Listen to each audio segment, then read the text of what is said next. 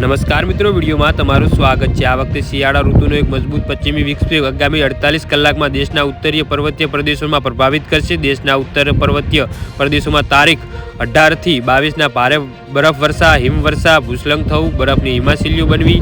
जी हाँ मित्रों, અત્યારે हाल मोटा समाचार सामे આવી રહ્યા છે।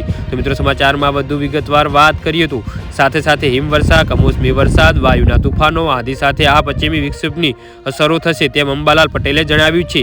આ અરસામાં તેની અસર ગુજરાતના ભાગોમાં પણ થવાની શક્યતાઓ રહેશે। તારીખ 19 થી 22 ગુજરાતમાં પણ ભારે પવન ફૂંકાશે।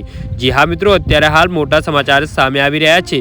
તો મિત્રો સમાચારમાં વધુ વિગતવાર વાત કરીએ તો જેમાં ઉત્તર ગુજરાતના ભાગોમાં 17 થી 28 કિલોમીટરની ઝડપે, પંચમહાલના ભાગોમાં 17 થી 25 કિલોમીટર, મધ્ય ગુજરાતમાં 15 થી 23 કિલોમીટર, જૂનાગઢના ભાગોમાં 17 થી 23 કિલોમીટર, સુરતના ભાગોમાં 15 થી 18 કિલોમીટર, રાજકોટમાં 21 થી 25 કિલોમીટર।